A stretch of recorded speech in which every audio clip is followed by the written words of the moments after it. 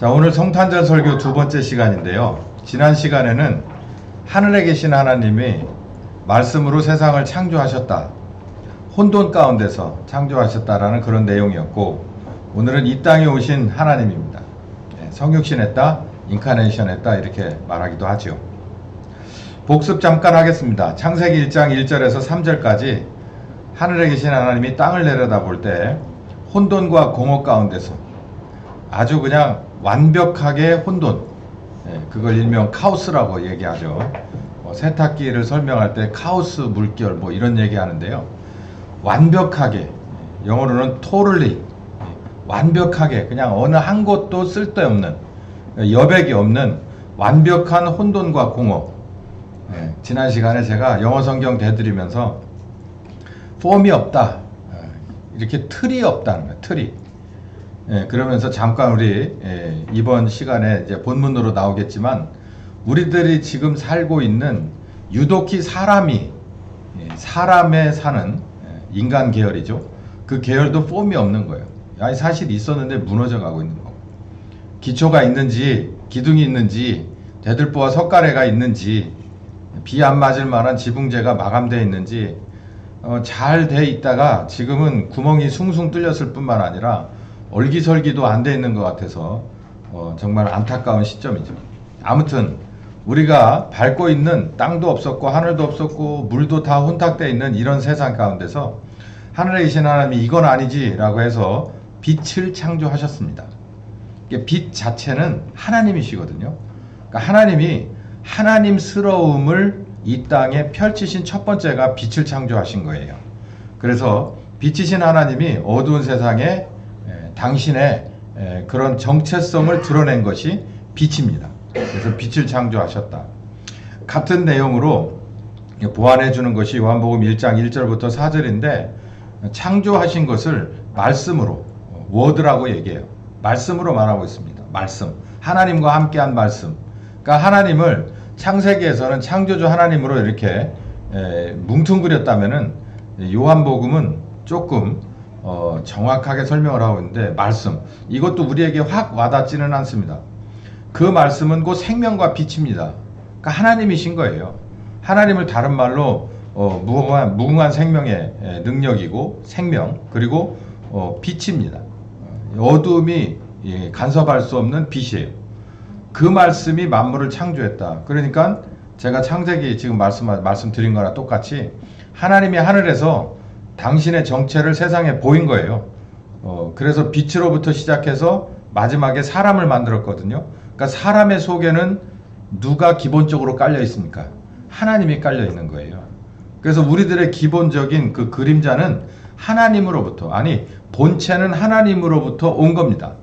그래서 우리들이 처음에 하나님의 뜻대로 창조됐죠. 물론 중간에 어긋나 버리긴 했습니다만, 그래서 하늘에서 계획하시는 하나님께서 이렇게 모든 것이 하나님의 뜻대로 하나님스럽게 계획을 해서 이 기둥을 만들고 틀을 만들고, 그리고 하나님의 당신의 아주 정체성 중에 가장 대표적인 빛으로 세상을 창조하시기 시작했고, 그 빛을 요한은 말씀이고 그게 생명이다 라고 말하면서 보완해 주고 있는 그런 하늘에 계시면서 창조하신 하나님에 관한 얘기를 했어요.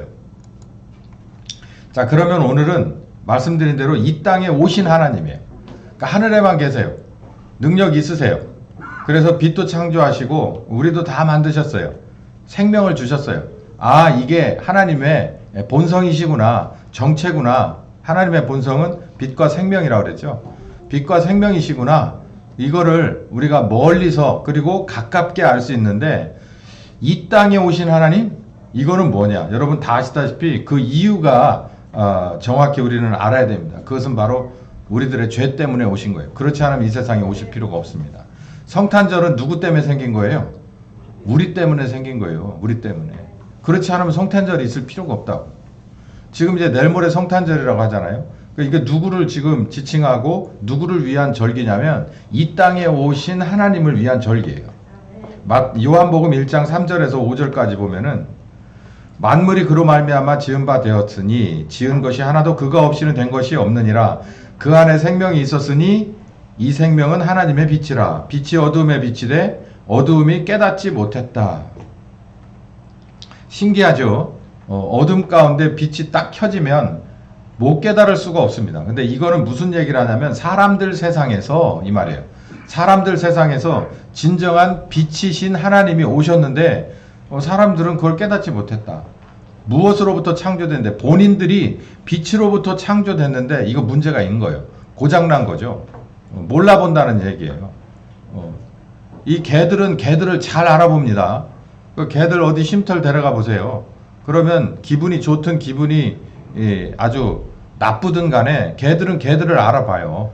그래서 멀리서 봐도 개들은 순간 알아봅니다. 그 그림자만 봐도 개들은 개들을 알아봐요. 근데 우리가 하나님이 우리를 만들어 빛과 생명으로 만들어서 정말 생명이 있는 사람이 어떻게 하나님, 빛이신 하나님이 생명의 본체이신 하나님이 우리에게 오셨는데 우리가 그걸 깨닫지 못하냐는 말이에요.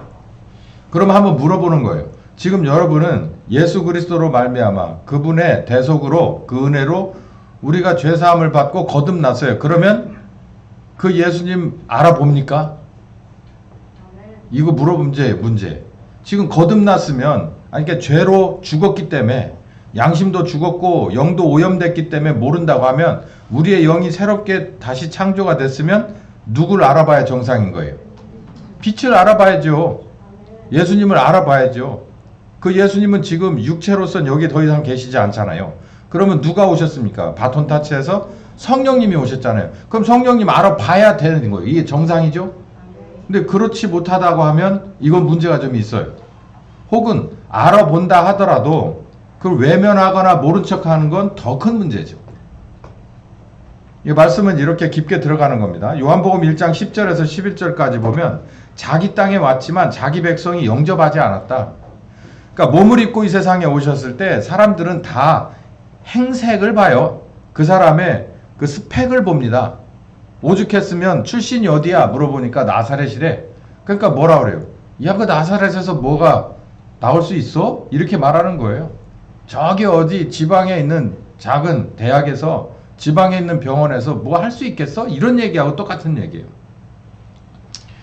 예수님께서 그렇게 나사렛이라고 하는 출신지를 그리고 정말 이 정말 출생의 비밀이 그렇게 누군가에게 다 물음표를 줄 만한 그런 위치에서 뭐 베들레헴 마구간 말할 필요도 없고 그렇게 오셨다는 것은 사람들한테 인정받을 수가 없는 거예요.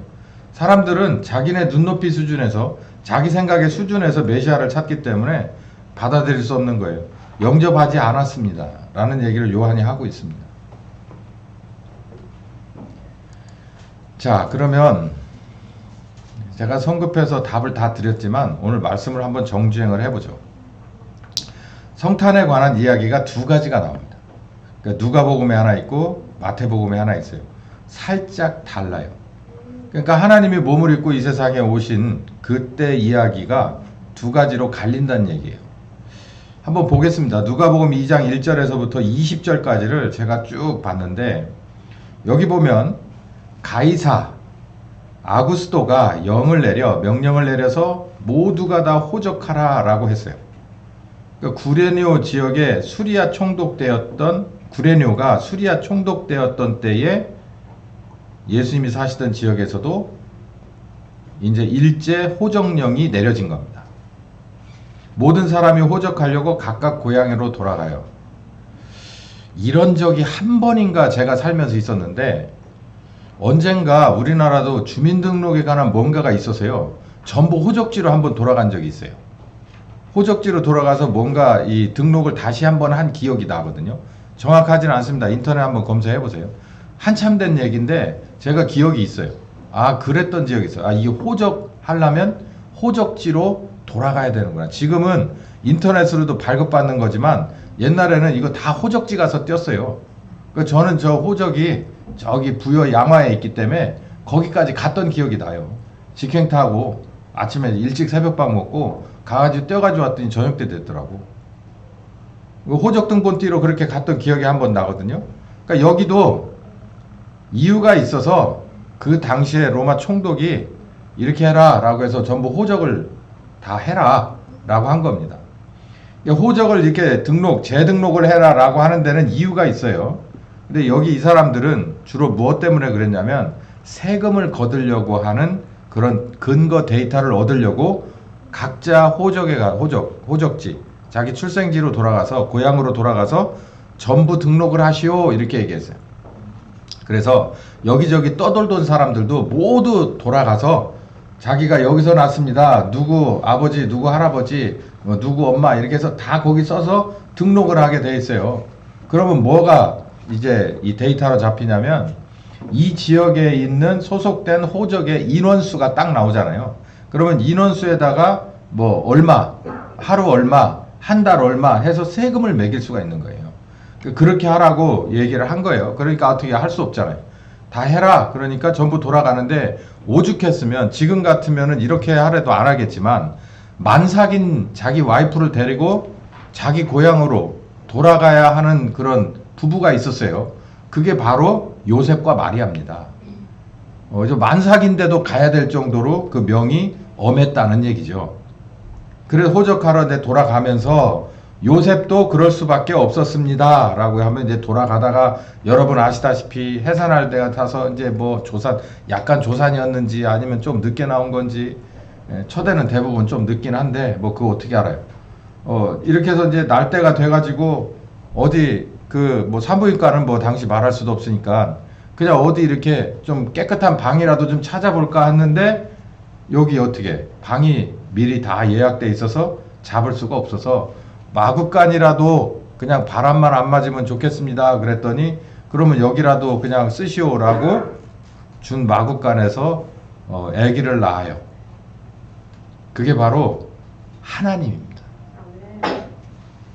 기가 막히지 않습니까? 기가 막혀. 제가 아들 둘을 낳았는데요, 제 몸으로 낳은 건 아니고 낳는 걸 제가 둘 다 직접 봤어요. 근데 저희 애들은 아주 깨끗한 환경에서 잘 낳습니다. 아주 좋은 환경에서 잘 낳고, 뭐 제 아내도 치료를 잘 받았어요. 뭐 미역국이나 이런 거를 좀 제대로 못 끓여 먹어서 그런 건 좀 서운하겠지만, 병원에 관해서는 제 아내도 어디다 대고 뭐 이렇게 얘기할 상황은 아닌 것 같아요. 아주 잘 낳습니다. 근데 제가 만약에 우리 애들 둘을 마구간에서 낳아야 된다고 그러면 어떨까요? 마구간은 그만두고 그냥 저 삼류, 그냥 철진한 그런 어디 연숙이라고 하는 데서 난다고 그러면 어떨까요? 저는 상상하기도 싫어요. 가능하겠어요? 아니, 상황이 그러니까 어쩔 수 없지. 이런 상황을 안 만들면 되지. 지금 요셉은 어쩔 수 없는 상황이지만요, 성경에 의하면 성령으로 잉태하게끔 하신 사실 아버지는 누구냐면 하나님이세요. 그럼 하나님이 이렇게 시나리오를 안 짜셔도 될 거 아닙니까? 여러분, 이걸 이해하셔야 돼요. 우리가 예수 믿으면서 전에는 찬물에 손 씻었는데 예수 믿고 복 받아서 따뜻한 물에 손 씻고, 이제는 내가 따뜻한 물에 안 하고 딴 사람이 나를 씻겨줍니다 라고 복 받는 거에 치중하다 보면 이게 서로 안 맞는 게 뭐냐면, 우리 때문에 아버지 하나님은 아들을 어디에다 보내는데 주저함이 없었냐면 베들레헴 마구간에 보냈어요. 그 예수님은 또 순종했어요. 그러니까 우리는 이게 조금, 우리가 이제 고등동물이잖아요. 호모사피엔스. 그리고 고등교육을 다 받았잖아요. 그러면 한 번쯤 생각해 봐야 된다고. 우리가 예수 믿고 이 세상을 살면서 우리가 꼭 예수를 안 믿는다고 하더라도 사람이 철들면 뭔가 누군가를 위해서, 내가 사랑하는 사람을 위해서, 내가 존경하는 사람을 위해서 내가 조금 찬물에 손을 더 담고 그보다 더 일찍 일어나고 그런 수고를 아끼지 않는 것이 그게 사람입니다. 근데 예수를 믿으면서 우리는 믿기 시작한 시점보다도 더 좋아져야 되고, 더 빨라야 되고, 더 많아져야 되고, 더 편리하고, 더 기름져야 된다고 생각하면 이거는 다 틀렸다고는 아닌데 그 양심이 좀 문제가 있는 거예요. 오늘 성경을 말씀 보면 저는 그런 생각을 했어요. 저는 다른 각도에서 봐요. 왜 굳이 이렇게까지 하냐? 나중에 십자가에 죽어야 될 몸이라면 왕족은 아니더라도, 아니 왕족이 당연하잖아요. 여기 보면은 요한이 말하는 얘기가 그 얘기예요. 못 알아봤다는 얘기는 하나님은 왕이시잖아요. 왕이시잖아. 자기 백성에게 왔는데 왕자로 오셨는데 혹은 이제 왕으로 오셨는데 인정받지 못했다는 거예요. 그분의 출생부터 그랬어요. 인정받지 못하는 출생이었다고요. 그냥 이렇게 짜여진 판이 너무나도 불편하고 그냥 이게 공정하지 못해요.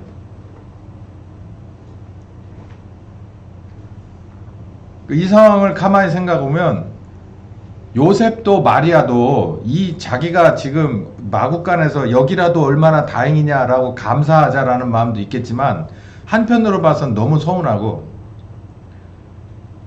마리아는 요셉에게 눈을 기고 요셉은 마리아에게 눈을 기고 또 그 가운데서 하나님은, 이 모든 판을 짜시는 하나님 아버지는 참 이게 자책스러운 상황이에요. 이게 축하만 할 수 있는 일이 아니에요.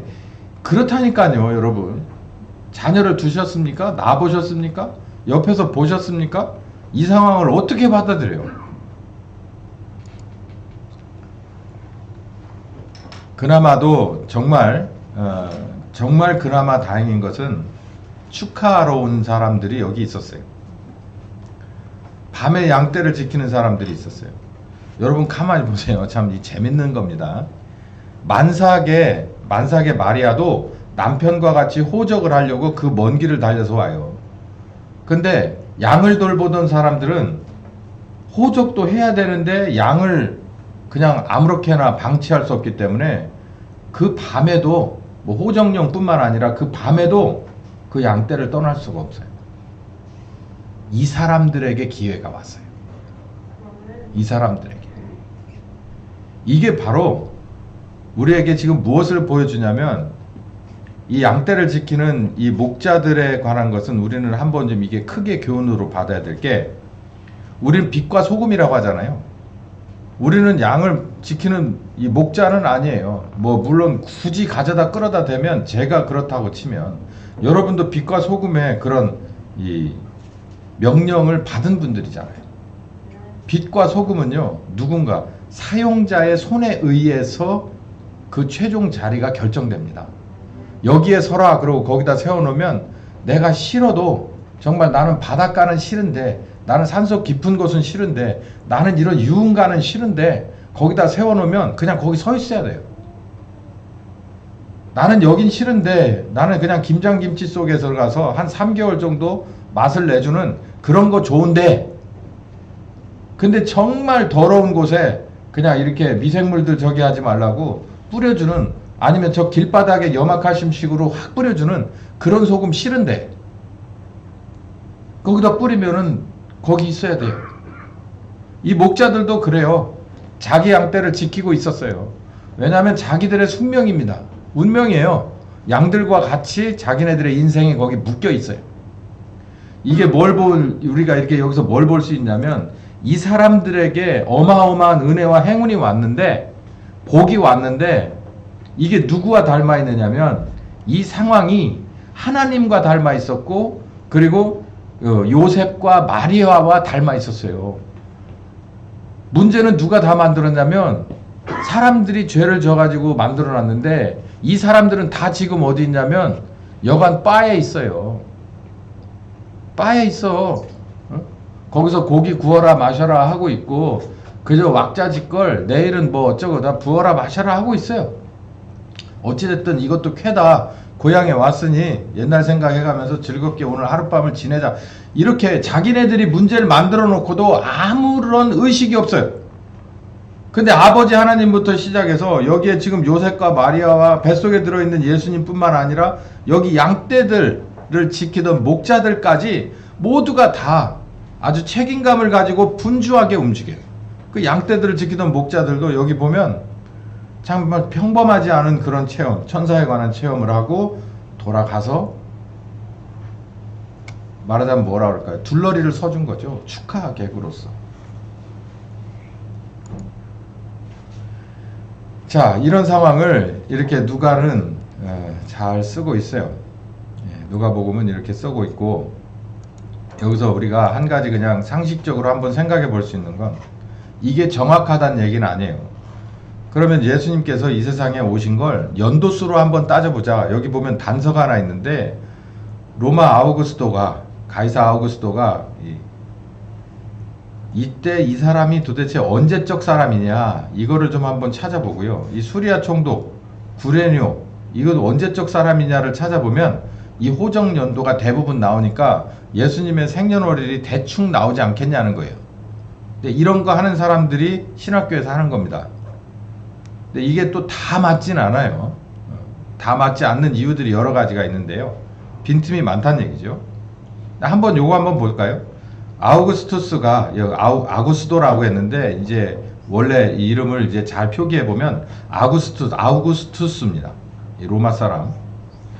30년에서, 그러니까 기원전 30년에서 기원 후 AD 14년까지 왕노릇을 한 사람이에요. 그러니까 대략 한 44년 왕노릇을 했네. 이 사람이 구레뇨의 첫 번째 호적이라고 하는 요 기록은 대략 6년쯤에서 시작된 걸로 봐요.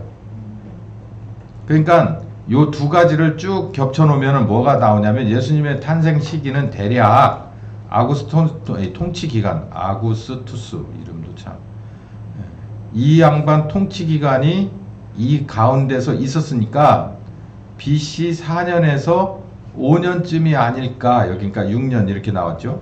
요 근방이 아닐까 보는 게 합리적이다, 이렇게 말해요. 전 이게 맞다 안 맞다를 말하는 게 아니라 이렇게 해서 대략 보는 거예요.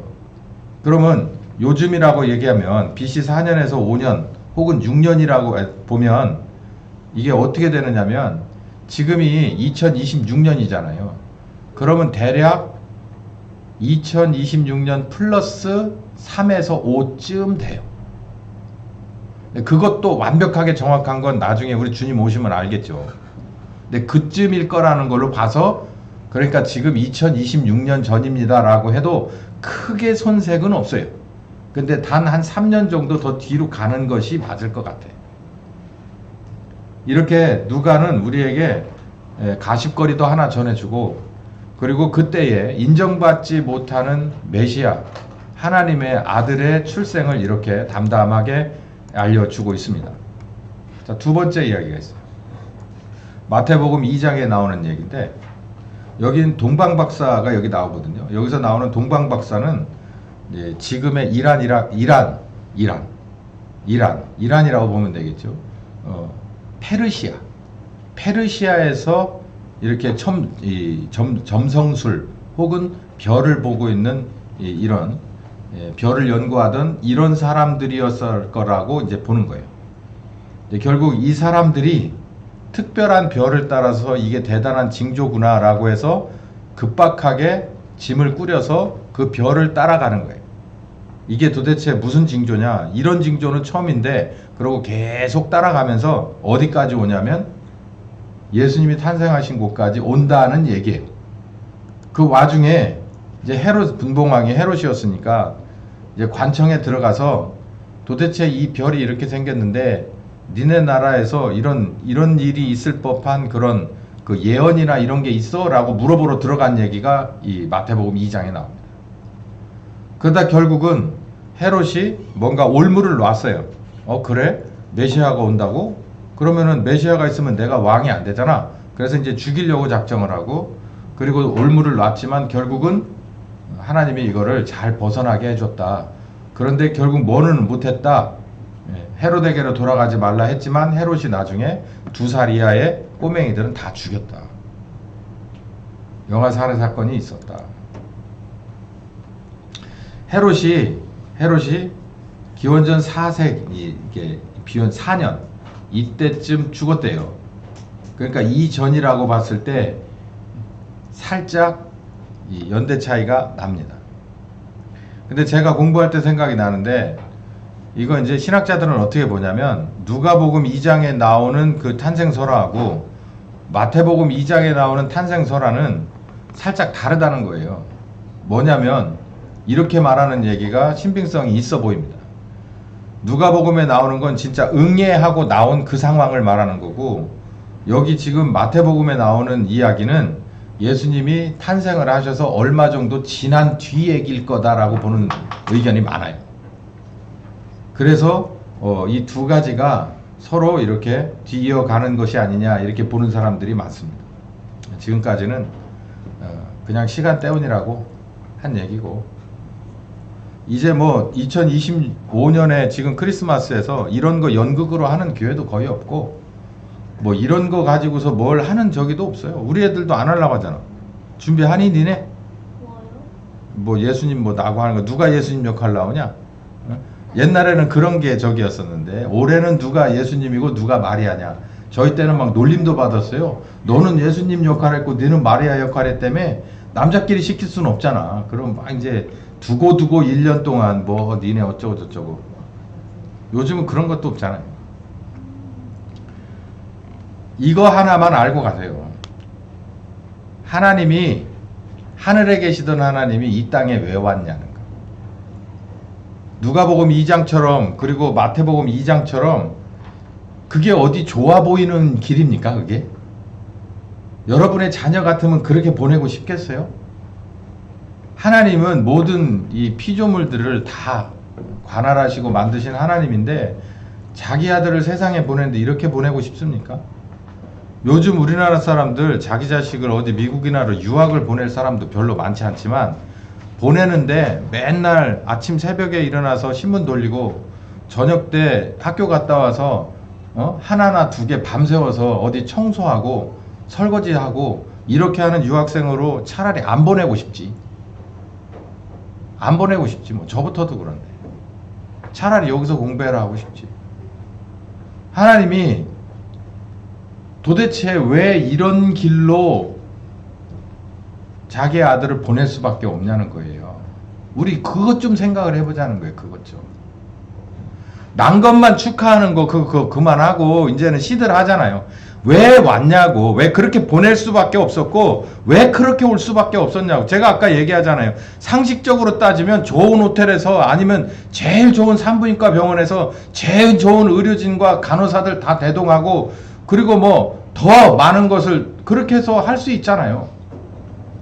근데 그렇게 안 하고 이렇게 된 것을 왜 성경에서는 수천 년 동안 우리에게 가르쳐줘서, 근데 우리는 또 듣고 이런 생각을 안 해. 왜 그렇게 올 수밖에 없었는가? 왜 그렇게 올 수밖에 없었는가에 대해서는 생각을 안 해요. 요한복음 3장에 예수님이 그래요.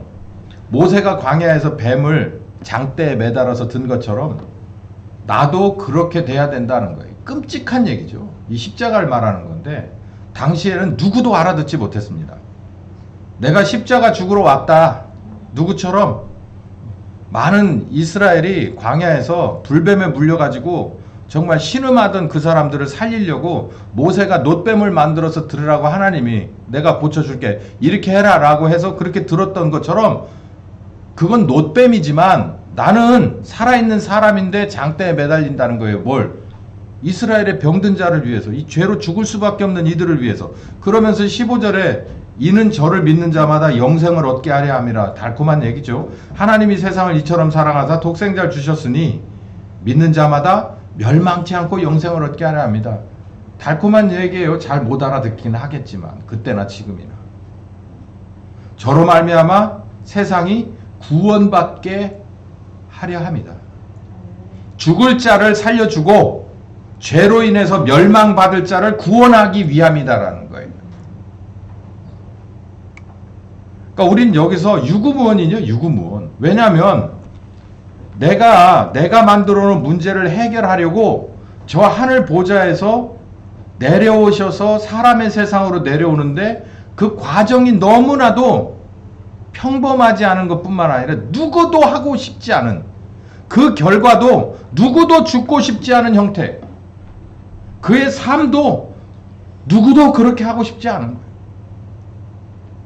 거예요. 변두리로 못나고 못난 제자들, 결국은 제자가 팔아먹고 누구도 예수님의 처음과 중간과 마지막을 누구도 닮고 싶지 않은 그 길을 왜 가야만 했느냐? 왜 그렇게 가라고 명해야만 했느냐? 너를 구원하려고 했다.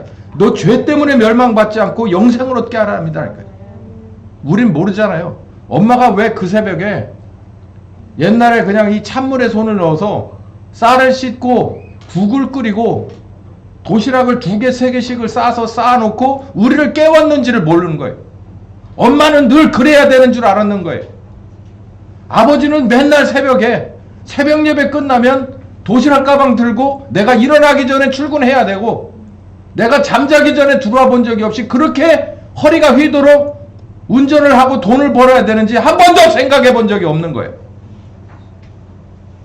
여러분의 2026년의 크리스마스는 이 땅에 오신 예수님에 관해서 좀 폭넓게 생각하는 여러분 되시길 예수님의 이름으로 축원합니다. 죽을 자를 살려주려고 왔는데 죽을 수밖에 없는 상황에 있는 자가 놀라. 이게 얼마나 대단한 일인지 고맙고 감사하고 말로는 표현할 수 없는 어마어마한 은혜인지를 몰라. 아까 요한이 그러잖아요. 그분이 세상에 왔지만 사람들은 알아봤다 못 알아봤다. 못 알아봤다. 지금도 별 차이 없어요. 죄가 뭐냐고 물어봅니다. 요한복음 1장 5절에서 8절까지 보면 어두움이 깨닫지 못해요. 빛을. 이건 말이 안 되는 겁니다. 여기가 깜깜한데 불이 켜지면 이걸 깨닫지 못한다는 건 말이 안 돼요. 이 답답한 상황을 좀 타개해 보려고 누가 보내심을 받았냐면 요한이, 여기 침례 요한을 말합니다. 요한이 보내심을 받았어요.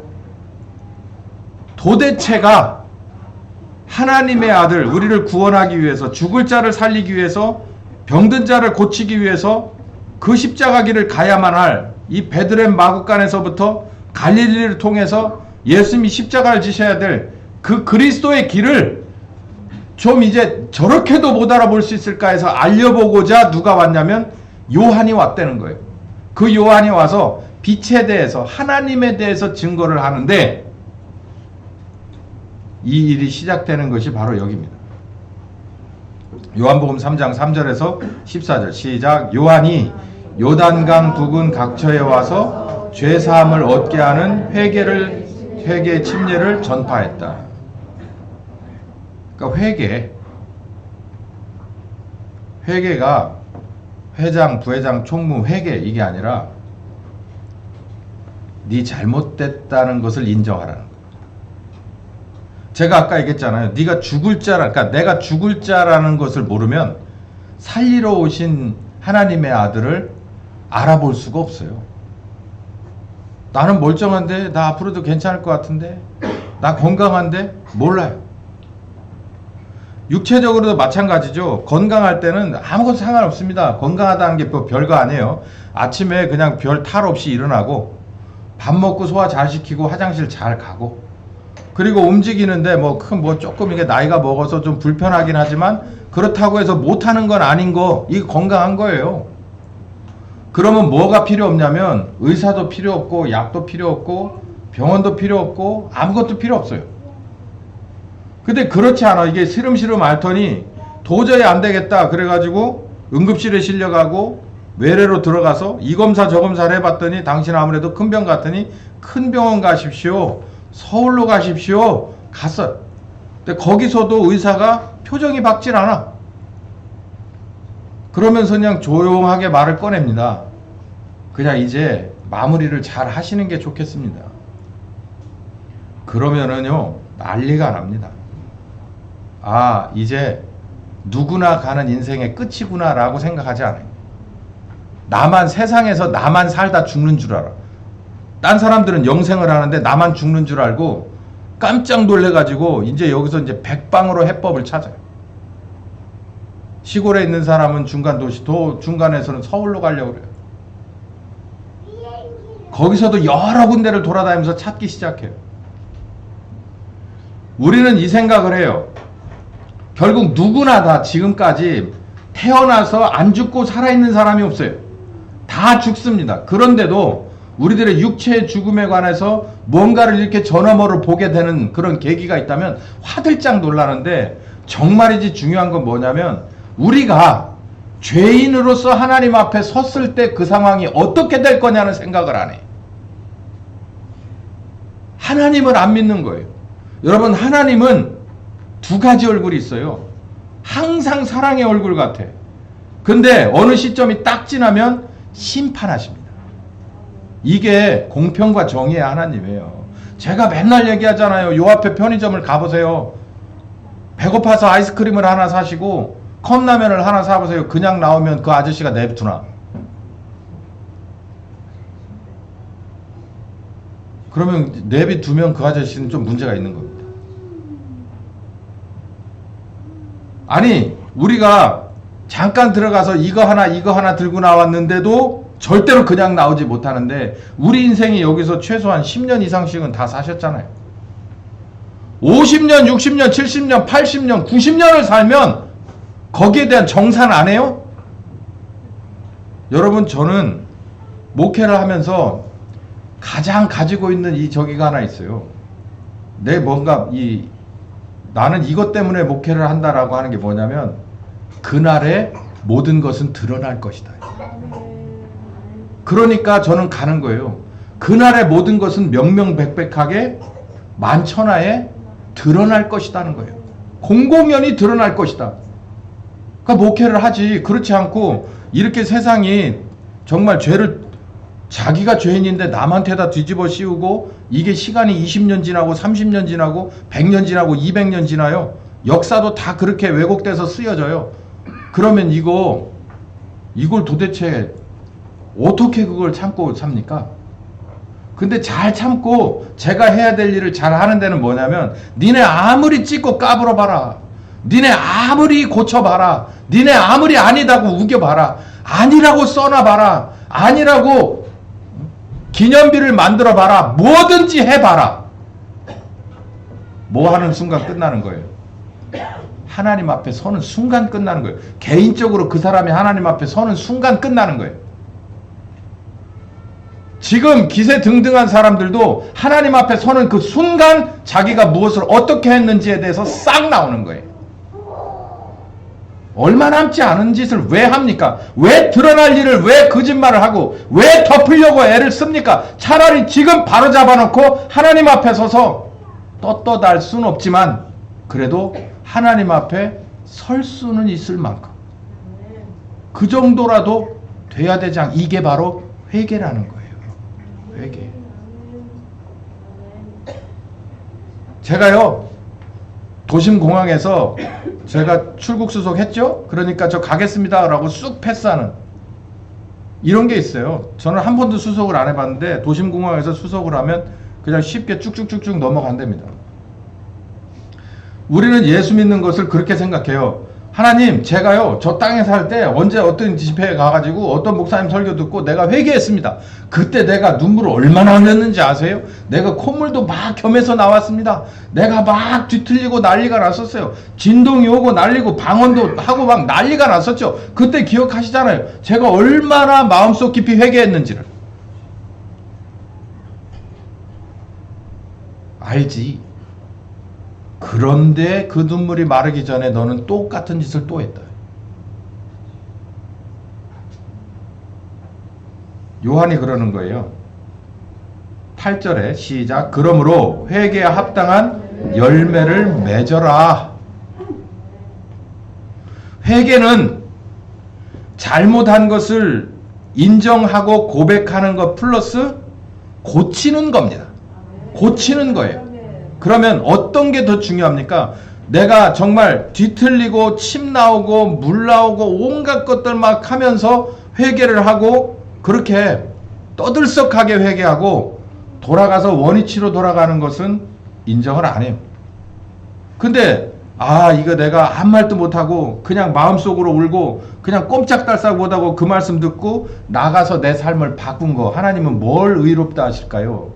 바꾼 사람이죠. 바꾼 사람. 누구를 지금 증거하려고 요한이 왔다고요? 예수님을 증거하려고. 너 죽을 수밖에 없는 죄인이요 라는 걸 알려주려고 요한이 와서 외친 게 회개야.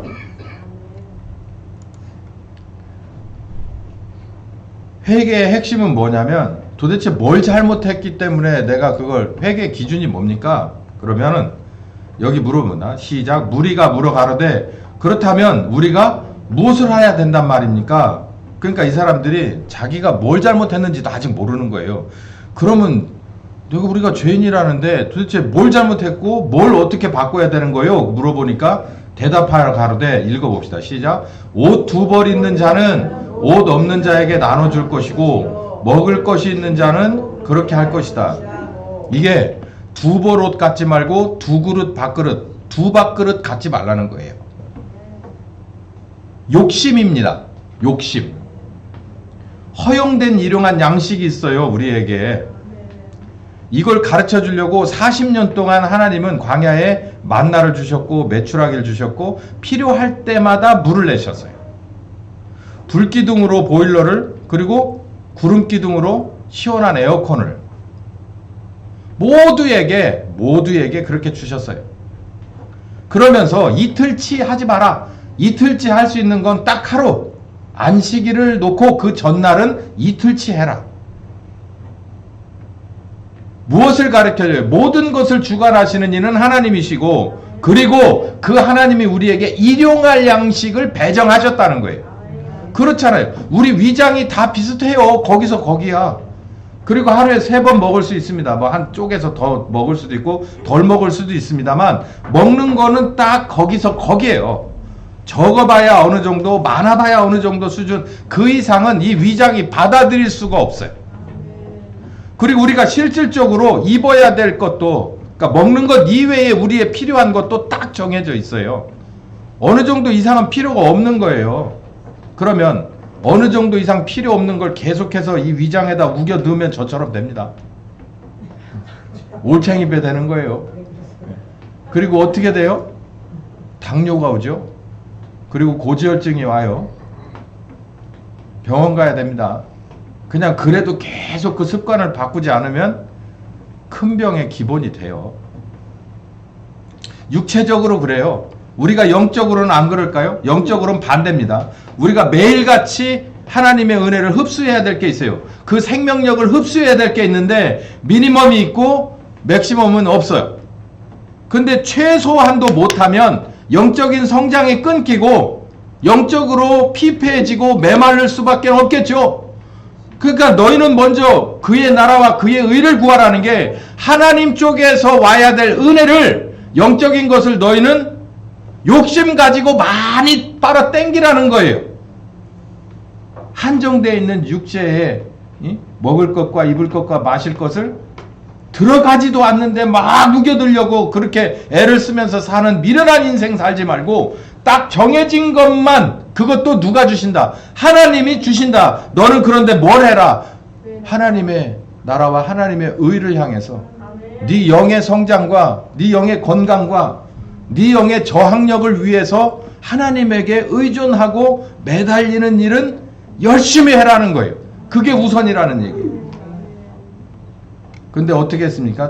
창세기 3장에 보면 하와가 동산의 모든 열매가 도대체 한두 종이 아닌데 어디에 꽂혀서 그 앞에 서 있다고요? 며칠째? 선악과에 서 있어요. 왜 이런 거 있잖아요. 내게 주어진 모든 것은 맛이 없어. 근데 저 아저씨가 항상 지키는 저 밭에 수박은 맛있을 것 같아. 훔쳐먹는 뭐가 맛있다잖아요. 가만히 생각해 보세요. 그 선악과를 대체할 만한 게 어마어마하게 많은데 왜 굳이 그 앞에 가서 안 된다는 걸 굳이 그 앞에 가서 계속 쳐다보고 있냐고. 아니 그거 아니면 대체가 불가하다면 이해를 하겠는데 동산의 모든 것은 다 네가 알아서 먹으라는 건데 왜 그 앞에 가서 서 있냐. 욕심이에요. 욕심.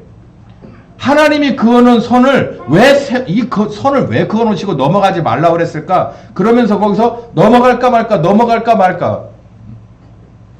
저기 있는 녀석들 중에 분명히 한두 놈은 그런 놈이 있을 거예요.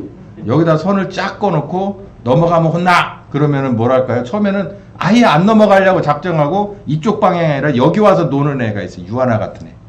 캐릭터가 그래. 근데 유하나 동생들은 안 그럴 가능성이 커. 이거 이렇게 손을 그어놓으면 이렇게 그냥 살살 꼬셔가지고 가가지고서 누가 툭 밀어가지고 넘어가게 만든다거나 예, 우리 셋이 클 때 그랬거든요. 예. 유아나 아빠가 주로 이렇게 넘어가는 역할을 하고 미는 걸 뭐 제가 하거나 그래요. 사람이 그래. 왜 거기 그래요? 차라리 이 안에서 주어진 영역에서 하나님 앞에 칭찬받고 이쁨 받고 잘 갈 수 있는 길 놔두고 왜 그걸 넘어가느냐? 욕심이에요. 이거 회개하라는 거예요. 이거. 여러분 이렇게 생각해 보세요. 나는 주일날 이 교회 오는 게 너무 시간적으로 너무 힘들어요. 내 자유 시간이 없어요. 이거 바꿀 수 있는 자유가 있잖아요. 우리 주일날 일하는 직업 안 하면은 나라에서 잡아다가 가둡니까? 벌금 칩니까? 그런 나라 안 되게 하려고 우리 조상들이 그렇게 애를 썼던 거 아니에요? 이건 말이 안 되는 거예요. 여러분 정말 그 직장이 정말 유망하더라도 내가 신앙생활이 내가 진짜 회개하고 복음을 믿어서 이 일이 정말 내게 있어서 가장 중요한 거라면 그거 내 던지고 주일날 예배 참석할 수 있는 걸로 바꿔요. 그러면 누가 좋아할까요?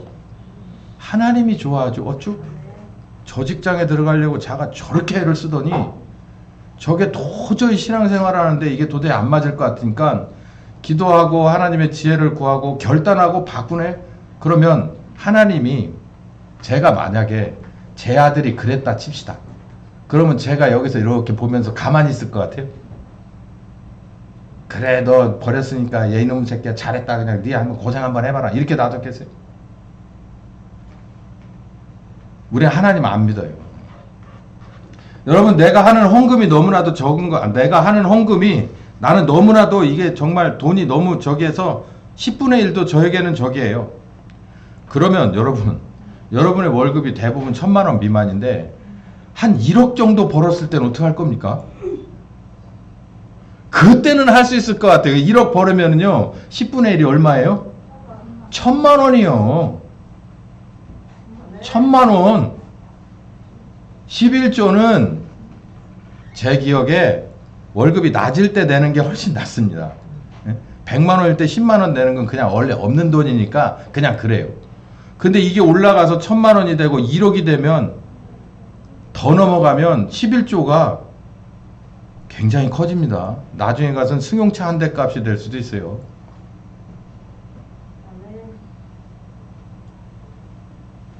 자, 여러분, 제가 말씀드리는 게 욕심을 말하는 거예요. 사람의 욕심은 한도 없고 끝도 없습니다. 그런데 자유함이라는 건요, 하나님 안에서 믿음으로 나를 최고로 사랑하시고 아들을 보내서 그 험한 베들레헴에서 그렇게 갈릴리로 그리고 십자가로 그리고 성령님으로 나와 함께 하시는 그분보다 소중한 게 뭐가 있냐는 진정한 회개한 자로서의 새로난 양심을 따라서 내가 결단하고 그 성령님 손 꽉 붙들면 거기서부터 자유가 옵니다. 그 자유를 만끽하시는 2025년에 성탄절 맞은 하나침례교회 다 되시기를 예수님의 이름으로 축원합니다. 살아계신 하나님, 그 아드님이 오셨던 험한 길을 기념하는 성탄을 맞두고 있습니다. 다시 한번 생각해 봅니다. 축하하기 전에 왜 그렇게 오셔야 했고, 왜 그렇게 사셔야 했고, 왜 그렇게 십자가를 지셔야 했는지를 생각해 봅니다. 이제는 회개하고 그 고맙고 고마운 무한하신 은혜를 입은 거듭난 사람으로 이제는 그 예수님의 귀한 은혜를 보답할 줄 아는 우리가 되게 하여 주시옵소서. 진정한 회개의 열매를 주렁주렁 맺히고 우리 주님 원하시는 성령님과 더불어 땅끝까지 가는 증인들이 다 되게 하여 주시옵소서. 다짐하게 하여 주시고 용기와 결단되는 성숙한 성탄절이 되게 하여 주시옵소서. 지금은 우리 주 예수 그리스도의 은혜와 아버지 하나님 극진하신 사랑하심과 성령님의 교통하시는 역사가 이제 예수님이 오셔야 했던 그 이유를 내 마음속 깊이 새기고 성령님과 땅끝까지 가기로 결단하고 작정하는 한 심령과 가정과 교회 위에 그리고 병석에 두은 우리 신강균 집사님, 그리고 항암 치료하는 유지상 성도, 그리고 멀리서도 항암 치료 받고 있는 우리 매튜와, 그리고 기타 여러 가지 질병으로 잠을 못 이루며 마음이 두근거리는 그 고통 가운데서 주님을 찾는 각인에게 함께 하시기를 예수 그리스도의 이름으로 축원하옵나이다. 아멘.